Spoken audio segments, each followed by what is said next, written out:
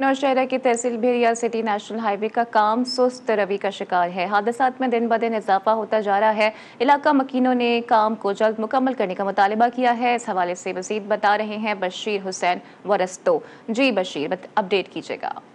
जी बिल्कुल, हम national highway बिरिया के रोड पर मौजूद हैं, जहां 6 माह से काम सुस्त रवैये का शिकार है, जिसके वजह से हादसा मामूल बन गया है।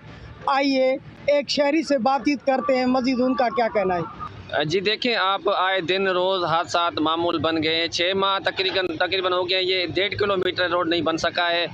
मैं आपको बता चलूँ कि 400 से ज़्यादा यहाँ की जानें जा चुकी हैं लोगों की, क्योंकि आए दिन हादसा होते हैं। हम वफाकी हुकूमत से, सिंध हुकूमत से मुतालबा करते हैं कि इसको जल्द से जल्द मुकम्मल किया जाए और यहाँ के शहरियों को सहूलत फराहम की जाए। जी बिल्कुल, आपने शहरियों की बातें सुनी। उनका कहना है रोड का काम 6 महीने से जो सुस्त रवैये का शिकार है, जिसके वजह से चोरी डकैती एक्सीडेंट हो रहे हैं।